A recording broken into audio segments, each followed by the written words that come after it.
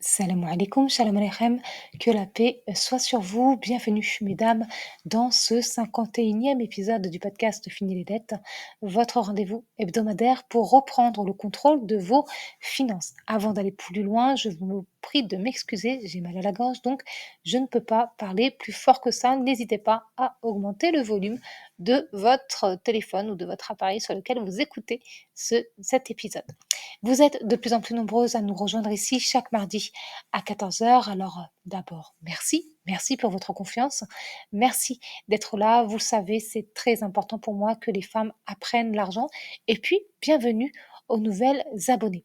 Pour celles qui ne me connaissent pas encore, je me présente. Je m'appelle Malika de Riche. Je suis écrivaine, rentière dans l'immobilier, éco-responsable et podcasteuse spécialisée en finances personnelles. Maintenant que les présentations sont faites, entrons dans le vif du sujet. Nous le savons toutes, il est encore très difficile pour une femme de parler d'argent. La plupart n'osent pas, pour plusieurs raisons que nous allons voir dans cet épisode. Nous verrons aussi pourquoi il est essentiel que les femmes parlent d'argent, où et comment en parler. Si le sujet t'intéresse, si toi aussi tu veux parler facilement d'argent, sans gêne, ni honte, ni culpabilité, installe-toi confortablement, abonne-toi si ce n'est pas encore fait. Tu peux aussi partager cet épisode à une femme que tu connais. Je suis certaine qu'elle te remerciera et moi aussi. Cet épisode se compose de 5 parties. Partie 1, parler d'argent, ce que ça signifie vraiment. Partie 2, les croyances sur l'argent ou l'art de t'empêcher de vivre et de réussir. Partie 3, oser parler d'argent quand on est une femme, pourquoi c'est essentiel. Partie 4, où, quand et comment parler d'argent. Partie 5, bilan de l'épisode et défi de la semaine. Installe-toi confortablement, prends de quoi noter, peut-être une petite boisson sympa et c'est parti. Partie 1, parler d'argent, ce que ça signifie vraiment. Tu le sais maintenant, j'aime définir clairement ce dont on parle. Alors quand je dis parler d'argent, il faut être clair sur ce que cela signifie. Je ne parle pas de frimer sur les réseaux sociaux ni de comparer ton salaire avec celui de ta meilleure amie. Non. Parler d'argent, c'est d'abord oser nommer la réalité de ta vie financière de manière factuelle, comme je t'apprends à le faire dans le livre Fini les dettes. Tu trouveras le lien en dessous de cet épisode. Parler d'argent, c'est accepter de dire je gagne tant. J'ai peur de manquer. D'ailleurs, j'ai fait un épisode complet sur la peur du manque d'argent. Il s'agit de l'épisode numéro 47 de ce podcast. Parler d'argent, c'est aussi dire j'ai des dettes, mais je veux m'en sortir. Ou encore, j'épargne chaque mois, même un petit montant. Tu vois, c'est ça, parler d'argent. Parler d'argent, c'est factuel et c'est reprendre ton pouvoir. Parce que ce que tu n'oses pas nommer te contrôle. Je sais que ça fait très phrase de développement personnel, mais c'est la réalité. Côté chiffres, en 2024, une étude de l'IFOP a montré que 62% des femmes considèrent l'argent comme un sujet tabou, contre 38% des hommes. C'est presque la moitié. Et pire encore, une femme sur deux affirme ne pas connaître le montant exact des revenus de son conjoint. Ça, c'est une étude de l'IFOP qui s'appelle Les Françaises et l'argent, qui date de 2024. Est-ce que tu te rends compte? On peut partager sa vie, sa maison, son lit, mais pas parler d'argent. Et c'est là que commence la perte de pouvoir. Parce qu'en ne parlant pas d'argent, tu renonces à une partie de ton autonomie. Donc, toutes les femmes qui pensent et qui disent que l'argent, ça ne sert à rien, qu'elles ne sont pas intéressées par l'argent, que parler d'argent quand on est une femme, c'est mal, c'est vulgaire, eh bien, elles démissionnent de leur propre vie. Et je pèse mes mots, c'est le mot le plus doux que j'ai pu trouver. Elles démissionnent de leur propre vie. En faisant ça, elles remettent le pouvoir et les décisions importantes pour elles entre d'autres mains. Clairement, elles se mettent en danger. Et dans la majorité des cas, elles agissent de cette manière, elles font semblant d'être totalement désintéressées de l'argent pour être validées par la société en général et par les hommes en particulier. Il y a un lien profond entre notre relation à l'argent et notre relation aux autres quand on est une femme. Dès lors qu'on prend notre argent en main, qu'on est aux commandes de nos finances, on s'intéresse beaucoup plus à ce qui nous convient vraiment. On bâtit une vie confortable pour nous-mêmes et on comprend une chose importante. L'argent est très souvent utilisé comme un outil de pression pour faire subir des violences financières, économiques aux femmes, même aux plus riches. Ce n'est pas une question de montant. Tu sais le nombre de fois où je répète cette phrase. Ce n'est pas une question de montant, c'est une question de ce qu'on fait de l'argent, comment on l'utilise, si on en parle ou pas, à qui, quand et comment. Malheureusement, il existe tout un tas de croyances qui t'empêchent d'être toi-même. Ce qui nous emmène naturellement à la deuxième partie de ce 51e épisode. Partie 2, les croyances sur l'argent ou l'art de t'empêcher de vivre et de réussir. Je sais que le titre de cette deuxième partie peut étonner ou même choquer. Pourtant, c'est la vérité. Je t'explique. On ne n'est pas gêné par l'argent. On apprend à l'être. Dès l'enfance, tu entends des phrases toutes faites, des phrases comme l'argent ne fait pas le bonheur, ou bien les riches sont égoïstes, ou bien c'est mal de parler d'argent. Une femme qui s'intéresse à l'argent est vénale, elle est vulgaire. Ou bien encore carrément, hein, tu ne penses qu'à l'argent, et puis le Saint-Péternel, ça coûte trop cher. Acheter ça, ça ne sert à rien. C'est de l'argent jeté par les fenêtres. Les femmes sont dépensières, etc., etc., etc. Résultat, beaucoup de femmes développent un blocage émotionnel autour de l'argent. Elles veulent être indépendantes, mais elles ont honte de vouloir gagner plus d'argent. Elles rêvent d'investir, mais elles culpabilisent de penser trop à l'argent, entre guillemets. Et ça, ce n'est pas un hasard. Selon une étude de la Banque de France, de la Banque mondiale, pardon, une étude de la Banque mondiale qui date de 2023, les femmes représentent 47% de la population active mondiale, mais ne détiennent que 32% des richesses personnelles. Pourquoi? Eh bien parce qu'elles parlent moins d'argent, négocient moins, investissent moins, et qu'on leur a appris à ne pas trop en vouloir, à ne pas trop en demander, à ne pas être trop orgueilleuses, trop ambitieuses. Donc, pendant qu'elles passent leur temps à réfléchir à des solutions qui nécessitent de l'argent, mais qui ne les obligent pas à parler d'argent, la vie passe, la vie continue. Elles se questionnent, elles restent bloquées dans un cercle vicieux et elles ne sont pas dans l'instant présent. Concrètement, ces femmes-là ne sont pas dans la vie.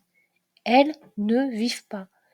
Elles cachent leurs besoins ou elles diminuent leurs besoins réels. Elles ont un mauvais rapport à l'argent qui font qu'elles font tout pour s'en débarrasser aussi vite que possible dès qu'elles en ont. Et elles ont tellement peur du qu'en dira-t-on qu'elles n'osent rien faire et rien dire. C'est comme des statues. Et à force, elles sont l'ombre d'elles-mêmes. Elles vivent une vie qu'elles ne désirent pas. Elles font des choix qui ne leur correspondent pas. Elles traversent des périodes difficiles. Elles savent que pour en sortir, il faut de l'argent. Mais comme elles ne parlent pas d'argent, comme elles ont décrété qu'elles ne sont pas intéressées par l'argent, comme elles ont développé des mécanismes de défense vis-à-vis de l'argent, elles ne trouvent pas de solution.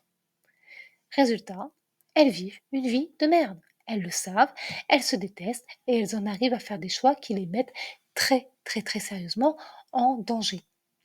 Des mauvaises relations, des lieux de vie inadaptés, inconfortables ou insalubres. Pour échapper au quotidien, il y en a même qui se plongent dans l'alcool ou la drogue. Comme je te l'explique dans mon livre Fini les dettes, il est très très très important d'avoir une relation saine avec l'argent et il est primordial de penser à l'argent et d'en parler. Vouloir de l'argent, ce n'est pas mal. Ce qui compte, c'est ce que tu en fais. Tu peux vouloir plus d'argent pour tout un tas de choses. Tu peux vouloir plus d'argent pour avoir un meilleur confort de vie, pour aider tes proches, pour offrir de la stabilité à tes enfants, pour créer un projet éthique, pour vivre sereinement. Et tout ça, c'est noble. L'argent n'a pas d'odeur morale. L'argent, c'est un outil neutre. C'est l'intention derrière ton désir d'argent qui lui donne un sens. Passons maintenant à la partie 3 de cet épisode. Partie 3, oser parler d'argent quand on est une femme. Pourquoi c'est essentiel? Je pense que tu l'as compris maintenant. Parler d'argent, c'est briser un silence qui coûte cher, qui coûtent même très très cher. Selon une étude de l'OCDE de 2023, l'écart salarial moyen entre les femmes et les hommes en France reste de 15,8%. Mais il monte à 27% après 40 ans à cause du temps partiel, de la maternité et du manque de négociation salariale. Et tu sais quoi? Quand une femme ose parler d'argent, cet écart commence à se réduire. Parce que parler d'argent, c'est aussi apprendre à demander une augmentation, un tarif juste, une rémunération équitable. C'est aussi apprendre à comparer pour ne plus accepter moins que ce que ton travail vaut. Apprendre à investir, ce n'est pas un gros mot, parce que tu comprends comment ton argent peut travailler pour toi. Et surtout, apprendre à ne plus subir. Ça va peut-être t'étonner, mais parler d'argent, c'est à la fois politique, personnel et spirituel. C'est une façon de dire je mérite de vivre dans la dignité. C'est aussi une forme d'héritage. Parce qu'une femme qui parle d'argent aujourd'hui élève des enfants, des filles et des garçons qui grandiront sans ce tabou demain. Parler d'argent, c'est aussi se positionner dans sa vie de manière souveraine. C'est affirmer ouvertement, j'ai de l'argent, j'aime avoir de l'argent, je sais utiliser mon argent ou j'apprends à l'utiliser et je l'assume. Et quand on est dans cette position-là, quand on est souveraine de ses finances, il y a une sorte de tri naturel qui se fait au sein même de notre entourage. Et ce que j'ai pu constater, c'est à quel point les gens peuvent être gênés, dans le sens dérangé, par une femme financièrement autonome. Ce qui les dérange, c'est ce que représente une femme financièrement autonome. La liberté de la femme ne gêne pas tant qu'elle est sexuelle et que cette sexualité sert la société dans son ensemble. Donc, autant le dire clairement, tous les hommes. Mais nous vivons dans un monde où on apprend aux femmes à avoir peur des hommes, à leur obéir d'une manière ou d'une autre, parce qu'on apprend aux hommes qu'ils peuvent absolument tout faire, surtout aux femmes, sans aucune crainte qu'il y ait une sanction réelle derrière. On leur dit c'est bon, c'est ok. Ils le savent. Ils ne seront pas réellement inquiétés. Ils le savent aussi, les prisons françaises sont pleines à craquer, mais les violeurs, les agresseurs sont en liberté. Donc, quand une femme gère son argent et parle d'argent, elle envoie plusieurs messages très forts en même temps. Voici ce qu'elle dit. Voici ce que ces messages disent.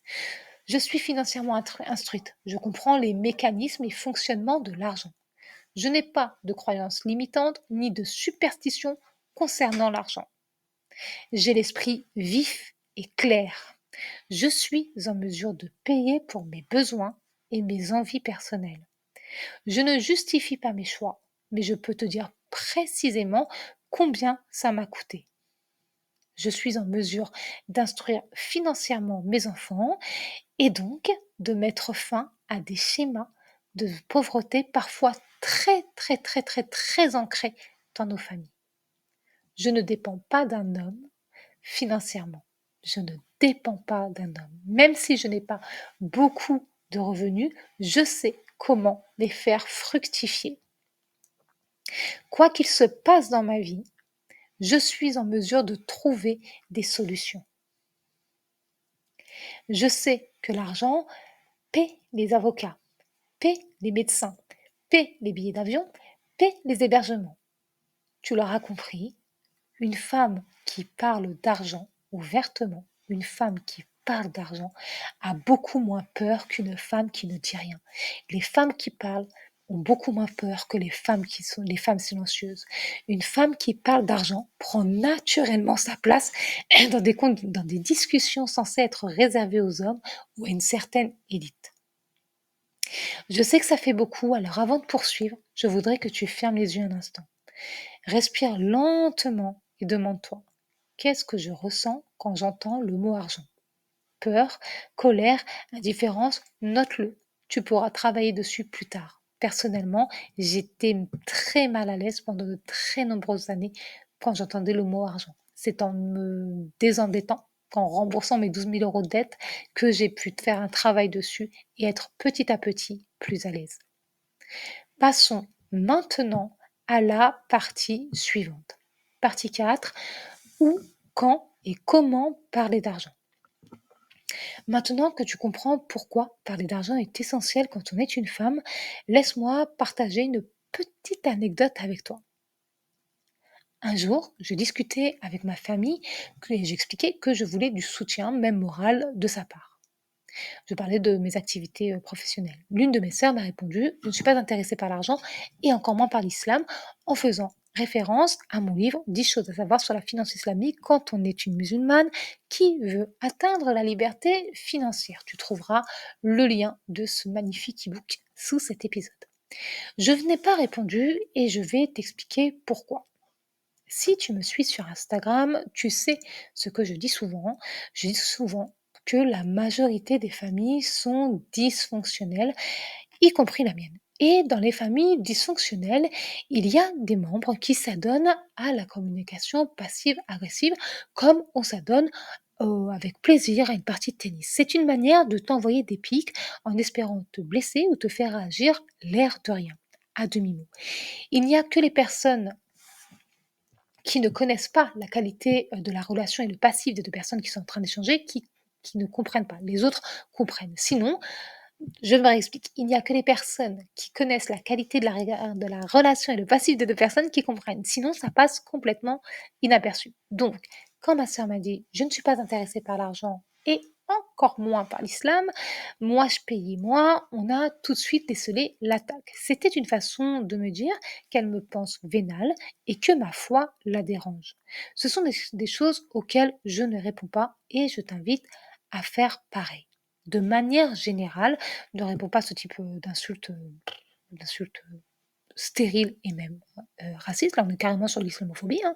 Mais de manière générale, ne parle pas d'argent avec les personnes qui se moquent de toi, qui sont passives-agressives, avec qui tu ne te sens pas à l'aise. Les personnes qui doutent de toi et de tes capacités.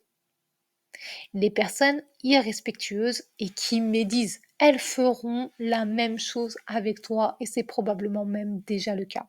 Ça va te pomper ton énergie, te créer des préoccupations inutiles et tu as besoin de toute ton énergie et de toute ton attention pour avancer. Les personnes qui ne te posent pas de questions, tu leur exposes l'un de tes projets avec des montants et elles te regardent sans rien dire. Elles t'écoutent sans poser de questions. Ce que tu leur dis, ce que tu leur racontes ne les intéresse pas. Alors, ne parle pas d'argent avec elles. Les personnes qui tirent des conclusions hâtives ou qui croient tout savoir, tu les reconnais facilement, tu les reconnais à ce qu'elles disent et à leur ton condescendant. Ça coûte cher, il faut de l'argent pour ça. C'est pas facile, hein. Je te rappelle qu'il n'y a aucune honte à parler d'argent.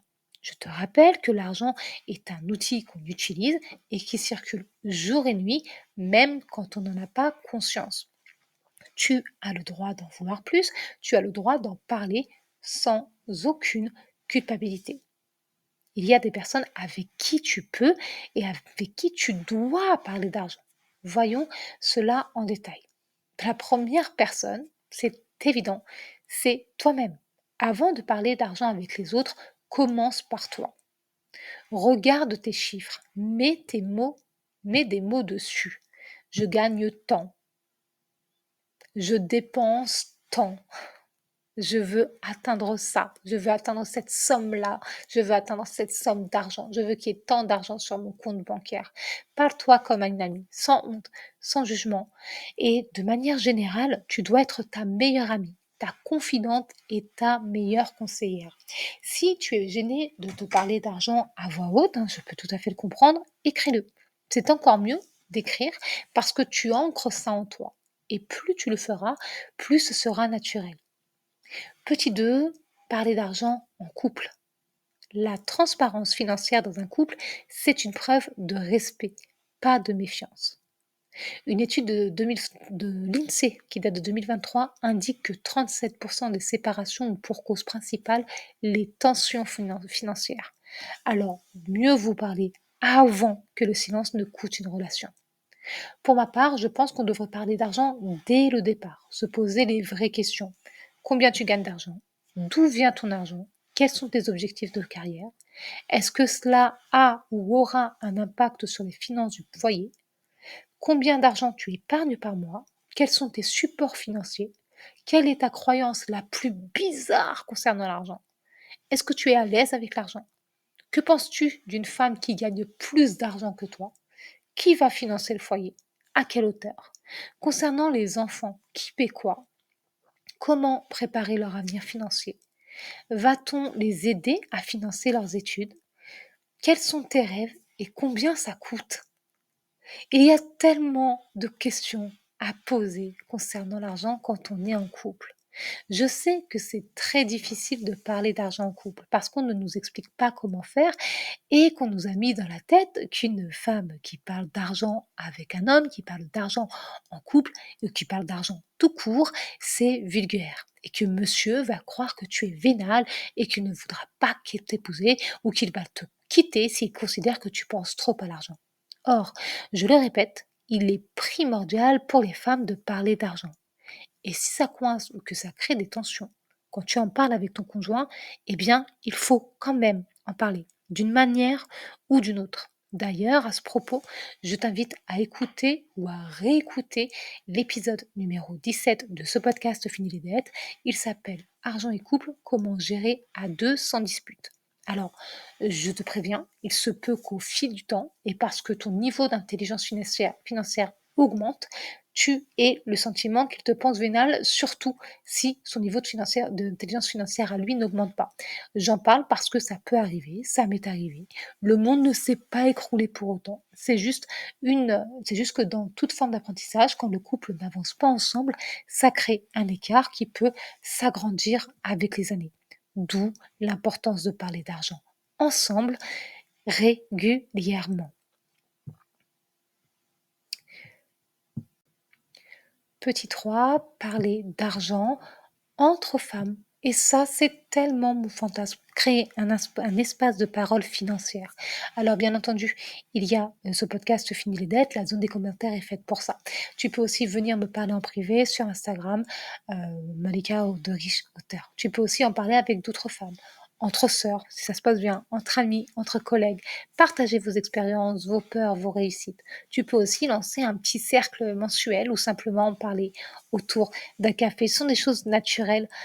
L'essentiel vraiment, c'est d'en parler parce que c'est ensemble qu'on normalise la conversation. Et en réalité, si tu écoutes les conversations des gens, de manière générale, on parle d'argent sans le nommer. Sauf que là, comme je t'apprends à le faire dans ce podcast, l'idée c'est de parler d'argent ouvertement, clairement, plus à demi-mot. L'argent, c'est pas un tabou. Petit 4, parler d'argent avec des professionnels. Ne reste jamais seul avec tes doutes. Un rendez-vous avec une conseillère en gestion, une experte indépendante ou même un atelier d'éducation financière, crois-moi, ça peut tout changer. Tu apprends à parler d'argent avec des mots clairs, sans émotion, sans peur. Partie 5, bilan et défis de la semaine. Voici ce que nous avons vu dans ce 51e épisode de Fini les dettes. Nous avons vu que parler d'argent, c'est avant tout reprendre ton pouvoir. Parler d'argent, c'est un acte politique. Et politique, c'est pas un gros mot. Les croyances limitantes t'empêchent d'avancer, mais tu peux les transformer en levier. Oser en parler, c'est essentiel pour ton indépendance, pour ton couple et même pour tes enfants. Et surtout, le silence coûte plus cher que la parole. Pour le défi de la semaine, je t'invite à répondre à ces 3 questions. Question 1, quelle est la première émotion que je ressens quand je pense à l'argent? Ça peut être de la peur, être mal à l'aise, une espèce d'angoisse ou même une forme d'excitation. Quelle que soit l'émotion, c'est bien, ça veut dire que tu es vivante et que tu vas pouvoir en faire quelque chose, le transformer en quelque chose de positif. Moi, j'ai mis beaucoup de temps à comprendre que ce qui m'animait quand je parlais d'argent, c'était pas la peur, mais c'était l'excitation. L'excitation d'en avoir plus, l'excitation de pouvoir réaliser tous mes projets avec. Question 2, quelle est la dernière fois où j'ai parlé d'argent avec quelqu'un et comment je me suis sentie? Question 3, avec qui pourrais-je en parler cette semaine juste une fois sans tabou? Ce simple exercice peut changer ton rapport à l'argent. Parce qu'en vérité, parler d'argent, c'est parler de liberté. Et si tu veux si tu veux apprendre à parler d'argent avec confiance et stratégie, je te rappelle que mon livre Fini les dettes est là pour t'accompagner pas à pas. Tu peux aussi découvrir le pack Mes finances saines qui te permet d'aller encore plus loin. Tu trouveras les liens juste en dessous de cet épisode. La semaine prochaine, dans l'épisode numéro 52 du podcast Fini les dettes, nous verrons comment bâtir un héritage financier durable même en partant de zéro, de rien du tout. Un épisode très concret où je t'expliquerai comment faire même si, tout comme moi, tu n'es pas une héritière. On se retrouve donc mardi prochain, ici même à 14 heures. En attendant, prends grand soin de toi et de tes finances et rappelle-toi, la réussite est entre tes mains. Bye bye!